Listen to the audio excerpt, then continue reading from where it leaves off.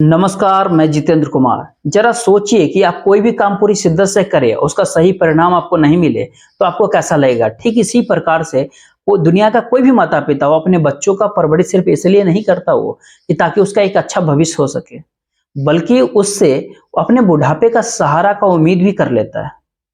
लेकिन वही बच्चे जब अपने जवानी के दहलीज पे कदम रखते हैं, तो अपना फैसला वो खुद ही करने लगते हैं। जिसके कारण से न जाने कई लोगों की जिंदगियां हमेशा के लिए बर्बाद हो जाती है। आज की सच्ची घटना में कुछ ऐसा ही होता है। नमस्कार, एक छोटा सा रिक्वेस्ट है, वीडियो को लाइक और चैनल को सब्सक्राइब कर चैनल को मजबूत कीजिए। इसमें कुछ खर्चा नहीं होता है, कर लीजिए। दोस्तों, आज की जो सच्ची घटना जो आपको बता रहे हैं, दरअसल ये होता है महाराष्ट्र राज्य की। महाराष्ट्र राज्य का एक शहर लगता है सोलापुर, और इसी सोलापुर का एक थाना लगता है मंगलमेढ़ा। और मंगलमेढ़ा थाने के अंतर्गत एक गांव पड़ता है बोराले।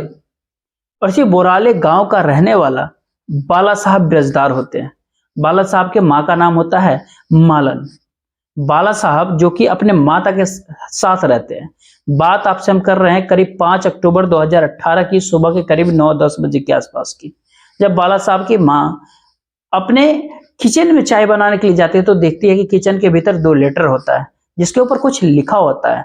दरअसल बाला साहब की माँ पढ़ी लिखी नहीं थी, इसलिए वो दोनों पत्र को ला करके अपने बेटे बाला साहब को देती है और कहती है कि देखो इस पत्र में क्या लिखा हुआ और इसमें क्या, इस पेपर में क्या लिखा हुआ। बाला साहब जब उस पेपर को जब पढ़ते हैं, उस लेटर को पढ़ते हैं, तो उसके चेहरे से पसीने छूटने लगते हैं। इस तरह के हालात जब उसकी माँ देखती है सामने, अब काफी हड़बड़ाहट में अपने बेटे से पूछती है कि किसका क्या लिखा हुआ है और कौन ही भेजा है। बाला साहब काफी मायूस होकर के अपने माँ को कहता है ये लेटर किसी और का नहीं बल्कि मेरे ही भांजी अनुराधा की है। अब दरअसल अनुराधा इस लेटर के भीतर लिखी है कि उसे अपने जान की खतरा है, और अनुराधा को अपने जान की खतरा किसी और से नहीं बल्कि उसके अपने ही माता पिता से, पेरेंट्स से। अब जैसे इस तरह की बातें अपने वो माँ से कहता है, वो सुन करके बाला साहब की माँ भी एकदम से परेशान हो जाती है, क्योंकि ठीक एक दिन पहले अनुराधा जो है उनके घर से अपने पिता के साथ वापस गई थी। अब अनुराधा के पिता का नाम होता है विट्ठल बिरजदार। अब विट्ठल जो करीब सलगर गांव के रहने वाले होते हैं। जैसे इस तरह की बातें जो है बाला साहब की माँ को पता चलता है, वो काफी परेशान हो जाती है और अपने दामाद विट्ठल के नंबर पे कॉल करती है और अनुराधा के बारे में पूछताछ करने लगती है। लेकिन विट्ठल कुछ इस तरह की बातें करता है जिसको सुन करके बाला साहब की माँ को भी अपने कानों पे विश्वास ही नहीं होता है। अब दरअसल विट्ठल कहता है कि अनुराधा की रात के समय ही मौत हो गई और उसका हमने सुबह करीब 4 बजे अंतिम संस्कार भी कर दिया। इसी मौत की वजह जब बाला साहब की माँ विट्ठल से पूछताछ करती है, तब विट्ठल कहता है कि दरअसल अनुराधा को डेंगू हो गया था, इसीलिए हमने इस बारे में किसी को कुछ भी नहीं बताया। लेकिन विट्ठल जब इस तरह की बातें अपने सास से कहता था, ये सुन करके अब बाला साहब की माँ को अपने कानों पे यकीन ही नहीं हो रहा था। उसके बाद से अपने बेटे को लेकर के अपने दामाद के घर, विट्ठल के घर नहीं पहुंचती बल्कि नजदीकी पुलिस स्टेशन पहुंच जाती है। अनुराधा को दोनों जो पर्ची था, जो लेटर था, वो पुलिस वालों को दे देते हैं। पुलिस वालों को कहते हैं कि साहब अनुराधा की मौत नहीं हुई है बल्कि उसकी हत्या की गई है, ऐसा शक है मुझे। पुलिस जब उस अनुराधा के लेटर को, आवेदन को पढ़ती है, तो उसको कुछ संदेह लगता है। इसीलिए पुलिस जो है मालन के कहने पे मुकदमा ही दर्ज नहीं कर लेती बल्कि अपने टीम के साथ विट्ठल के घर पे पहुंच जाती है। लेकिन उधर पुलिस जब विट्ठल के गांव में जाती है, तब जाकर के गांव के लोगों को भी पता चलता है कि दरअसल अनुराधा की मौत भी हो गई है और उसका अंतिम संस्कार भी कर दिया गया, जिसको जानने के बाद जो हर कोई परेशान हो जाता है कि आखिरकार अनुराधा की मौत कैसे हुई। हर कोई जानना चाहता था। पुलिस जब विट्ठल के साथ साथ आसपास के लोगों से पूछताछ करती है, तो आसपास के लोग यही बात कहते हैं कि हमें विट्ठल ने सिर्फ यही बात बताया कि उसकी बेटी को डेंगू हो गया था, अब जिसके कारण से उसकी मौत हो गई। लेकिन पुलिस उस घटना स्थल पे पहुंचती है जहां पर अनुराधा की लाश का अंतिम संस्कार किया गया था। पुलिस जाकर के वहां से कुछ राख उठाती है, फिर अपने टीम के साथ जो है विट्ठल के घर पे अनुराधा के कमरे में जाती है और उसके कमरे को बहुत अच्छे तरीके से तलाशती है। जब तलाश करती है तो अनुराधा के कमरे से एक नशीली पदार्थ की शीशी मिल जाती है, दवाई की शीशी। पुलिस उस राख को, शीशी को लेकर के फोरेंसिक लैब में भेज देती है और फिर विट्ठल को अपने कब्जे में लेकर के थाने पहुंच जाती है। फिर विट्ठल से उसकी बेटी अनुराधा की घटना जो हुई, जो मौत के बारे में पूरी दबाव दे के पूछती है। पुलिस जैसे ही दबाव देती है विट्ठल पे, आखिरकार विट्ठल अपनी सच्चाई कबूल करता है पुलिस के सामने।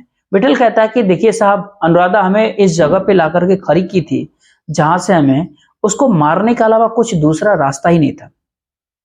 लेकिन विठल जब इस हत्या की पूरी कहानी बताती है तो पुलिस भी कुछ देर तक विठल की तरफ देखती ही रहती है।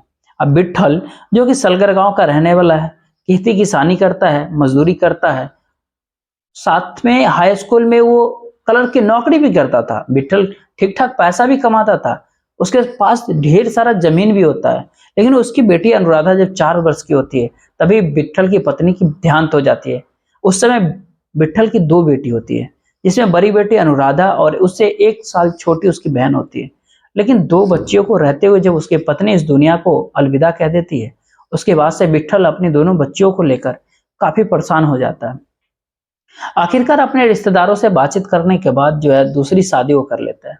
अब विठल की दूसरी पत्नी का नाम होता है श्रीदेवी, जो उसी के गांव के रहने वाली होती है।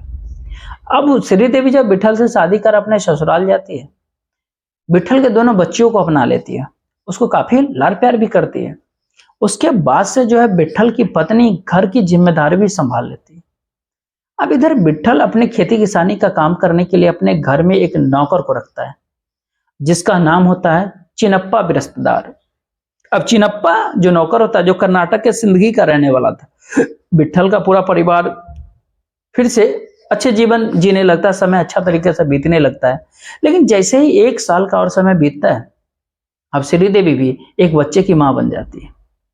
लेकिन श्रीदेवी की जब अपना बच्चा इस दुनिया में आ जाता है, आखिरकार विठल के दोनों बच्चियों के साथ सौतेली मां के तरह फिर से व्यवहार करने लगती है। तब तक अनुराधा भी करीब करीब 5 वर्ष की हो गई थी। अब अनुराधा को सगी माँ और सौतेली माँ में बहुत अच्छे तरीके से अंतर नजर आने लगता है। इधर विठल के घर में चिनप्पा जो नौकर का काम किया करता था, चिनप्पा का ही एक बेटा होता है शैलेश ब्रजदार। शैलेश जिसकी उम्र होती है करीब करीब 7 वर्ष के आसपास। अब शैलेश भी अक्सर अपने पिता से मिलने के लिए विठल के घर पे आते जाते रहता था। लेकिन शैलेश जब भी विठल के घर पे आता, ज्यादा से ज्यादा अनुराधा से बातचीत करता, ज्यादा समय तक।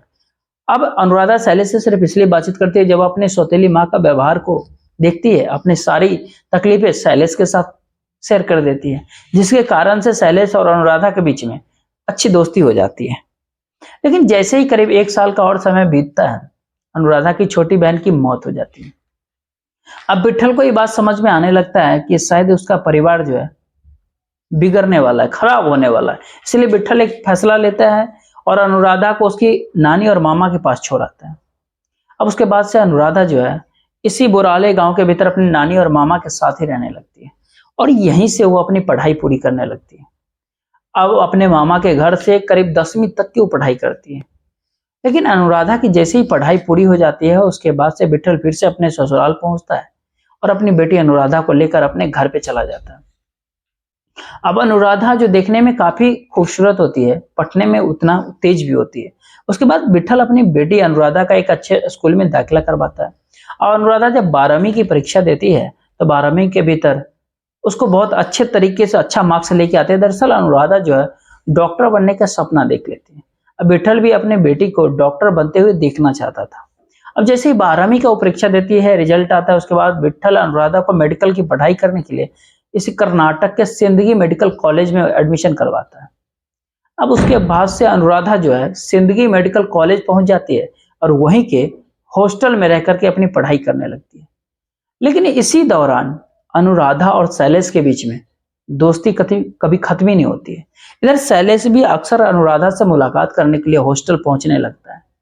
जब भी उसको मौका मिलता था वो अनुराधा को लेकर के अपने घर पे भी जाता था, क्योंकि अनुराधा उसके मालिक की बेटी होती है। इसीलिए शैलेश के घर परिवार वाले भी अनुराधा की बेहतर तरीके से खातिरदारी करते हैं, अच्छी देखभाल करते हैं, जिसको देख करके अनुराधा भी काफी खुश हो जाती है। लेकिन जैसे ही धीरे धीरे समय बीतना शुरू होता है, अब अनुराधा और शैलेश के बीच की जो दोस्ती है कब वो प्यार में बदल जाता है, दोनों को ही नहीं पता चलता और आखिरकार अनुराधा और शैलेश के बीच में प्रेम प्रसंग हो जाता है। अब जैसे अनुराधा और शैलेश के बीच में जैसे प्यार होता है, इस बात की जानकारी जो है अनुराधा के माता पिता को नहीं पता चलता, सौतेली माँ और पिता को नहीं। लेकिन जैसे कुछ दिन का समय बीतता है, अब अनुराधा और शैलेश जो है एक साथ जीवन जीने का इरादा करते हैं।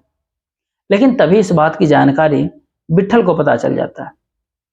अब विट्ठल को जब ये बात पता चलता है कि उसकी बेटी का उसी के घर में नौकर का काम करने वाला बेटे के साथ में प्रेम प्रसंग चल रहा है, इस बात को बर्दाश्त नहीं कर पाता। अब तुरंत ही अनुराधा के कॉलेज पहुंचता है और अपनी बेटी को लेकर घर पे चला जाता है। साथ ही साथ अपने नौकर को अपने घर से निकाल देता है और उसको धमकी देते हुए कहता है कि अपने बेटे को तुम समझा देना कि मेरी बेटी को परेशान वो न किया करे। इतना धमकी देने के बावजूद न तो शैलेश के ऊपर और न ही अनुराधा के ऊपर कोई असर पड़ता है इस बात की, बल्कि दोनों को जब कभी मौका मिला करता अक्सर दोनों जो है फोन कॉल के जरिए एक दूसरे से बातचीत करते थे। अब अनुराधा और शैलेश उसके बाद से एक सही समय का इंतजार में जुट जाते हैं। आखिरकार वो सही समय भी आ जाता है, 1 अक्टूबर 2018 का दिन, जब अनुराधा का अपने कॉलेज में परीक्षा देना होता है। 1 अक्टूबर 2018 को अनुराधा जब अपने कॉलेज के भीतर परीक्षा देने के लिए जाती है, उसके बाद से शैलेश के साथ भाग जाती है और फिर बीजापुर के भीतर जाकर के दोनों कोर्ट मैरिज करते हैं। अब शादी के बाद से अनुराधा शैलेश के घर चली जाती है, लेकिन इस बात की जानकारी इधर अनुराधा के माता पिता को जब पता चल जाता है, दोनों गुस्सा के मारे काफी आग बबूला होते हैं। विट्ठल को ये बात समझ में ही नहीं आता कि आखिरकार वो करे भी तो क्या करे। आसपास में उसकी काफी बदनामी हो जाती है। इसीलिए विट्ठल काफी सोच विचारने के बाद एक कदम उठाता है। 2 अक्टूबर को अनुराधा के ससुराल चला जाता है और अपनी बेटी को काफी समझाते बुझाते कहता है, जब तुम दोनों ने शादी कर ही लिया तो तुम मेरे साथ चलो घर। तुम दोनों का एक अच्छे दिन तारीख रख करके रीति रिवाज के साथ धूमधाम से शादी करवा देंगे। अनुराधा भी अपने पिता की बातों पर विश्वास कर लेती है। लेकिन विट्ठल जब वहां से अनुराधा को लेकर के निकलता है तो अपने घर नहीं आता, बल्कि सीधे अपने ससुराल जाता है और अनुराधा को उसकी नानी और मामा के हवाले कर देता है। साथ ही साथ अपने सास और साले से कहता है कि अनुराधा को आप समझाइए। विट्ठल अपने घर लौट जाता है। इधर अनुराधा के नानी और उसके मामा उसको काफी समझाने बुझाने की प्रयास करते हैं, लेकिन अनुराधा अपनी जिद से पीछे नहीं हटती। लेकिन अब अनुराधा को यह बात का डर सताने लगता है कि शायद उसके माता पिता अब उसके साथ कुछ गलत ना कर दे। इसीलिए अनुराधा जब अपने मामा के घर 2 दिनों तक रही, इन 2 दिनों के भीतर 2 पेज का एक लेटर लिख देती है। उस लेटर में अपने जीवन की पूरी कहानी नहीं लिखती, बल्कि ये भी साथ साथ में लिख देती है उसकी जान की खतरा है और उसे अपने जान की खतरा किसी और से नहीं बल्कि अपने माता पिता से ही है। जी, तो 4 अक्टूबर का वो दिन होता है। विट्ठल फिर अपने ससुराल आता है, अपने सास और साले को कहता है कि अनुराधा को अपने साथ लेकर के घर जा रहा हूं, क्योंकि इसे कल अपना एग्जाम देना है। अब 4 अक्टूबर को शाम के समय विट्ठल अनुराधा को लेकर अपने घर पे चला जाता है। लेकिन घर पे आने से पहले ही इधर विट्ठल की पत्नी अनुराधा के लिए मौत का सारा प्रोग्राम बना चुकी थी।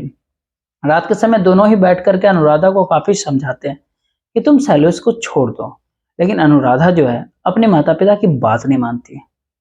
लेकिन जब विट्ठल को ये बात पूरा विश्वास हो जाता है कि उसकी बेटी अब पीछे नहीं हटने वाली अपनी जिद से, तो आखिरकार गुस्से में आकर के विट्ठल और उसकी पत्नी दोनों मिलकर के अनुराधा को जबरदस्ती जो है जहरीली कुछ पदार्थ खिला देते हैं। अब उसके बाद जो रात के करीब 3 बजे के आसपास उसकी मौत होती है। उसके बाद से विट्ठल और उसकी पत्नी बिना किसी को कुछ कहे सुने रात के करीब 4 बजे के आसपास अनुराधा की लाश को लेकर के अपने खेत पहुंच जाते हैं और उसका वहां पर अंतिम संस्कार भी कर देते हैं। सो में आसपास के गांव के लोगों को यह कह देते हैं कि अनुराधा को डेंगू हो गया था, जिसके कारण से रात में उसकी मौत हो गई। अब सच में विट्ठल जब पूरी कहानी पुलिस वालों को बता देता है, तब पुलिस विट्ठल के कहने पे उसकी पत्नी श्री देवी को अपने साथ गिरफ्तार करके लाती है। फिलहाल पुलिस ने इन दोनों आरोपियों को अपने साथ गिरफ्तार कर इन पर हत्या जैसे धाराओं मुकदमा दर्ज करके जेल भेज दिया। दोस्तों, इस पूरे घटनाक्रम के बारे में आपका क्या राय है? आप अपनी राय कमेंट बॉक्स में जरूर दीजिएगा। बाकी